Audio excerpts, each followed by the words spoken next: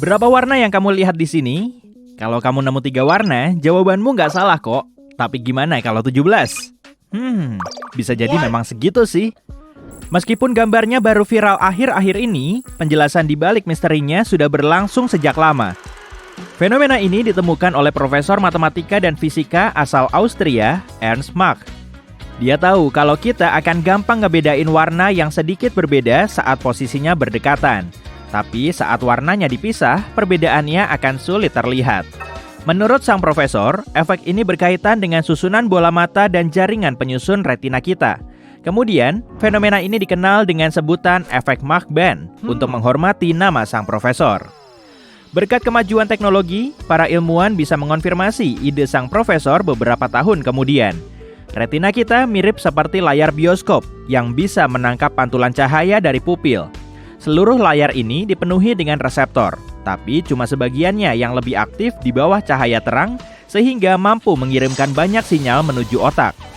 Saat dua sel mengirimkan sinyal yang sama, otak kita bisa mengira kalau warnanya juga sama. Saraf kemudian mencari cara untuk mengatasi masalah ini dengan mengirim sinyal yang lebih kuat. Tujuannya untuk membuat perbedaan yang lebih kontras pada corak warna yang berlainan. Lalu, otak akan tahu perbedaannya. Nah, makanya kita bisa ngelihat perbedaan corak warna yang mirip saat keduanya berdekatan. Transisi antar warnanya juga kelihatan beda. Tapi sebagian orang nggak bisa ngelihat perbedaannya karena susunan otak mereka. Pengaruh warna, kecerahan, dan kontras layar laptop atau smartphone juga jadi alasan lain. Di dalam rumah atau kantor yang kita tempati juga ada pencahayaan. Selain itu, kemampuan optik mata kita dalam menyaring cahaya pasti berlainan. Belum lagi level densitas pigmen kita sangat unik, sehingga mempengaruhi proses penyerapan cahaya. Kita bisa aja memiliki lebih dari 3 sel kerucut, sehingga bisa ngelihat lebih banyak warna dari kebanyakan orang. Ada juga orang yang lebih bisa ngerasain efek Mach-Band daripada orang lain. Makanya, nggak ada jawaban yang benar dari pertanyaan pertama tadi. Terkadang, ketidakpastian bisa bikin mata kita melihat objek dengan cara lain. Gaun yang secara bersamaan berwarna emas, putih, biru, hitam, biru, putih, dan biru, lalu biru lagi, akan bikin sensasinya nggak karuan. Gaun ini dipotret dengan ponsel bercahaya super aneh dan sangat terang. Kita juga nggak tahu lokasi pemotretannya. Bisa aja di dalam ruangan atau malah cuma di luar. Jadi kita nggak bisa mastiin cahayanya cuma buatan atau memang alami.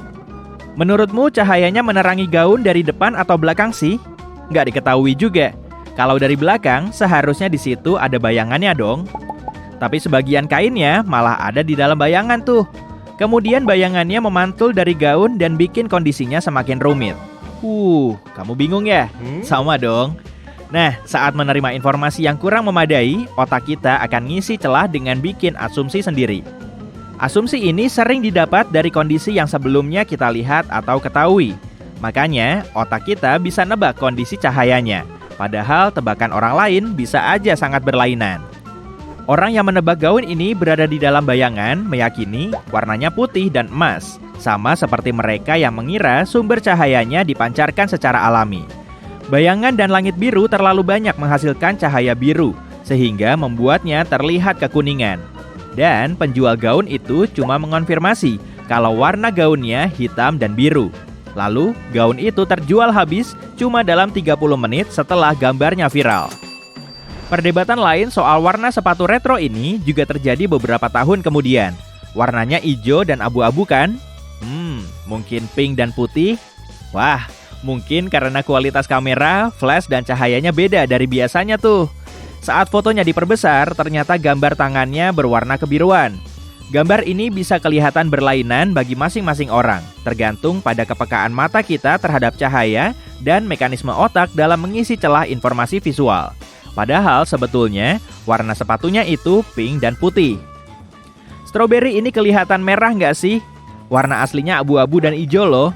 Foto ini bisa ngilangin semua warna merahnya. Dan kamu masih bisa ngelihat warnanya karena efek konstansi warna. Otak terkadang bisa mengabaikan informasi dari warna cahaya. Otak kita udah tahu bentuk stroberi dan warnanya memang seharusnya merah. Jadi, dia menginstruksikan kita untuk melihatnya sesuai asumsi. Saat astronot mengupload foto gumuk pasir ini, para netizen langsung mengiranya sebagai lubang, jadi nggak terlihat seperti bukit. Dan saat fotonya dibalik, mereka baru bisa ngelihat gumuk dalam pola acak. Ternyata, otak kita mengira posisi matahari searah dengan pukul 1, sehingga cahayanya berasal dari sisi kanan atas, padahal sumbernya berasal dari sisi kiri atas. Jadi, setelah fotonya dibalik, otak kita jadi lebih terbiasa dengan gambarnya. Ada beberapa titik hitam yang terlihat di gambar ini. Totalnya ada 12, tapi kebanyakan orang nggak bisa melihatnya secara bersamaan. Semua titiknya memang kelihatan jelas, tapi kita cuma bisa ngelihatnya satu persatu dengan penglihatan sentral. Penglihatan periferal kita nggak begitu bagus, jadi otak perlu mengisi kekosongan informasi. Bagian putih di antara garis abu-abu membuat titiknya terlihat lebih terang dari aslinya. Kemudian, otak mengasumsikan warnanya lebih abu-abu sehingga titiknya nggak terlihat. Kayaknya salah satu dari mereka kelihatan 2 kali lebih tinggi ya, padahal sih sama aja. Mereka cuma ada di ruangan Ames. Efek ini pertama kali ditemukan oleh seorang ahli penyakit mata asal Amerika pada tahun 1940-an. Di sini kita perlu ngelihat objek melalui lubang jarum di dalam ruang mirip persegi, padahal bentuk aslinya trapesium. Dinding dan plafonnya dibuat miring, sehingga mata kita akan ngelihat salah satu dari mereka lebih tinggi, bahkan saat keduanya bergerak.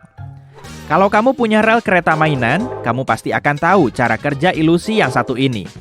Ambil 2 potongan rel berukuran sama, kemudian sejajarkan. Salah satunya kelihatan lebih panjang karena otak kita ngebandingin 2 sisi objek yang sejajar. Dengan kata lain, otak ngebandingin sisi kanan rel yang ada di kiri dengan sisi kiri rel yang ada di kanan. Saat kamu ngebandingin kotak A dan B dalam ilusi bayangan kotak-kotak ini, kotak A akan kelihatan jauh lebih gelap dari yang B. Bener kan? Otakmu menganggap silinder ini bisa menghasilkan bayangan pada papan, sehingga bisa menggantikan warna lain yang dianggapnya ada. Kalau kamu masih belum yakin dengan kesamaan warnanya, coba deh pakai pemilih warna pada program pengedit foto. Dalam ilusi Ebbinghaus, 2 lingkaran di tengah set lingkaran ini berukuran sama. Dan ternyata, cara kita ngelihat ukuran objek juga dipengaruhi konteks.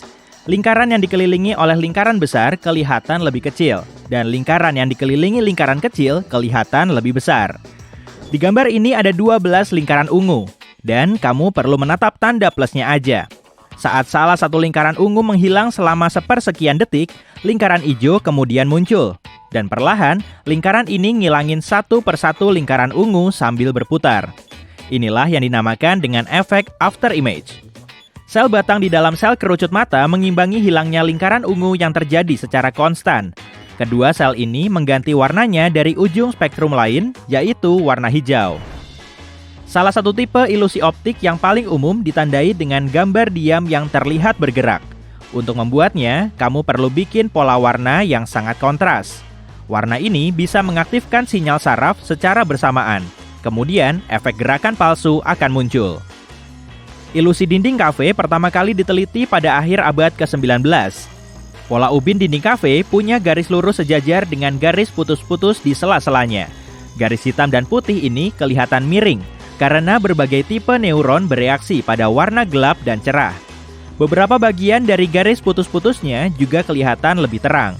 Nah, saat ada kontras seperti ini, bentuk objek akan terlihat nggak simetris.